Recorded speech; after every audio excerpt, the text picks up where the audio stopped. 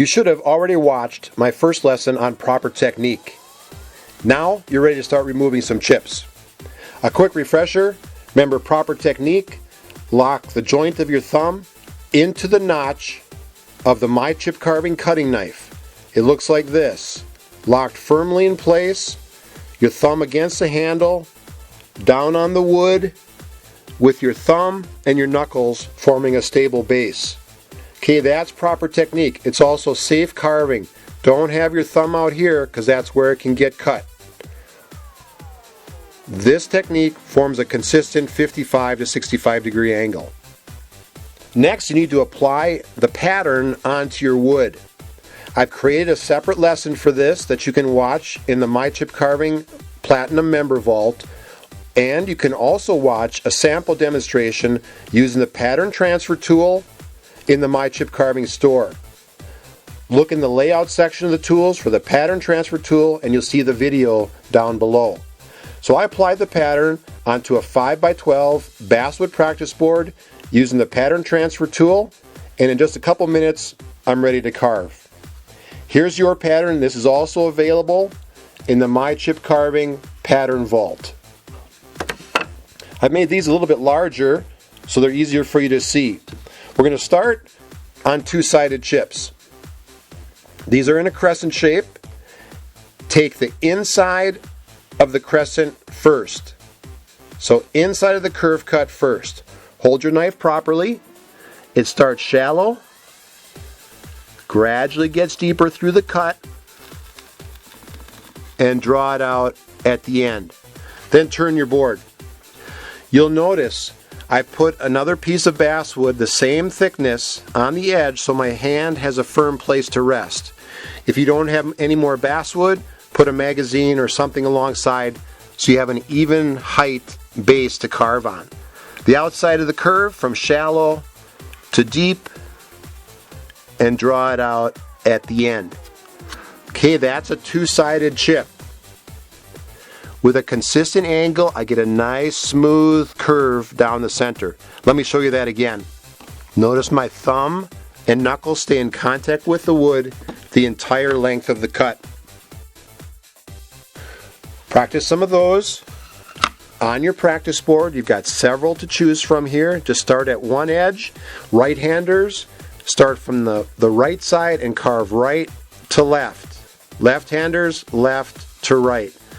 So as a right-hander, I would start here with my first cut and remove this chip, followed by this one. Okay, do these one at a time so that you can learn from one chip to the next where you need to increase or decrease your depth. Now that you've had a little time to practice some of these smaller two-sided chips, we're ready to move on to the larger ones. Again, mine are even a little bit larger yet still, and I'll show you how to remove them. Again, the same technique, inside of the curve first from shallow. Now this is wider, so I need a deeper cut. And out at the end.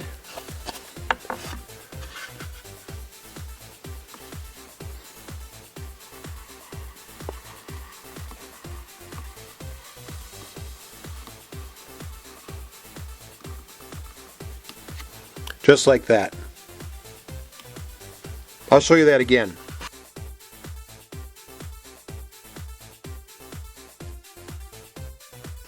Now if there's little pieces that remain in the bottom of your chip, don't scrape them out. Instead, go back with the same technique with your knife, holding at the same angle, and make a very light cut in the bottom to remove whatever's left. The fewer times you put your knife into the cut, the better. Go ahead now and practice on your practice board some of these two-sided chips that are a little bit larger. When I instructed you to make the cuts on these two-sided crescent-shaped chips, I told you to take the inside of the curve cut first, and here's why. When this chip is oriented straight in line with the grain, and if I were to take the outside of the curve cut first, and then follow up with the inside of the curve, watch what happens. When I reach this point right here, you can see it tearing out right here with the grain. Okay, if I help it along a little bit, you'll see it can rip right out. And now I've got a rough surface on the inside of that chip. I can finish the cut. But now that it's done, this is raggedy and rough, and also it's straight because it ran with the grain. We can avoid that by making the inside of the curve cut first, followed by the outside. Now both sides are nice and smooth. Now we're ready to look at these two-sided chips right here. Shallow, and the line down the center is where I'm visualizing the point of my knife to be in the bottom of the chip and all the way out. Again, do these one at a time.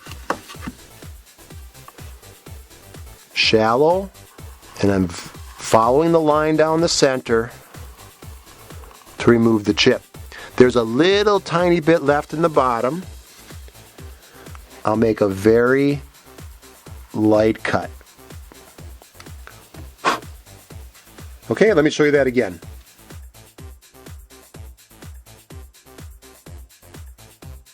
Go ahead and practice some of those small two-sided chips on your practice board. Now we're ready to move on to the same style chip, only a little bit larger. As the chip gets wider, I need to increase the depth of my cut.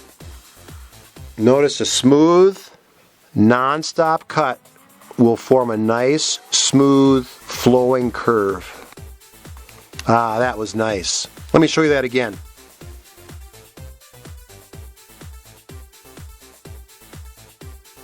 That one I need a little more depth on my first cut.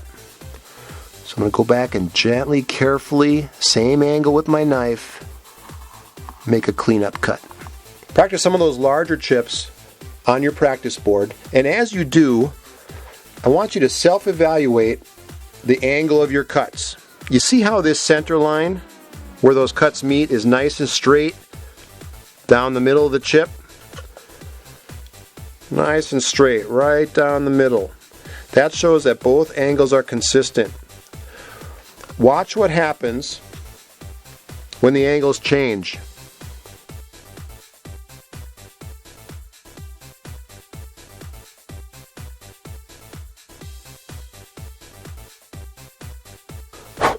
Okay, look at that center line. You see how it forms an S?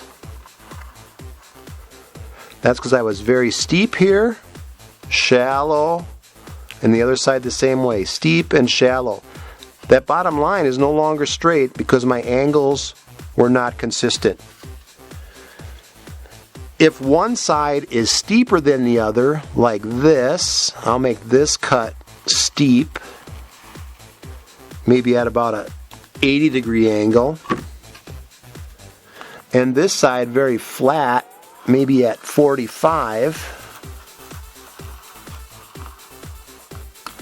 Now look what happened to the center line. It moved way over to this side towards the steeper part of my cut. Okay, it's no longer straight down the middle.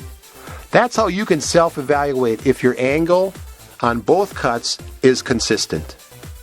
These two-sided chips are the best place to start as you're beginning chip carving. Practice these, look for uniform, consistent angles, and very quickly your chips will start coming out cleanly and smoothly. Good luck with your chip carving. I'm looking forward to seeing you in the next lesson when we look at three-corner chips. Until then, contact me if you have any questions. I'll be glad to help you. And always remember, introduce a kid to chip carving.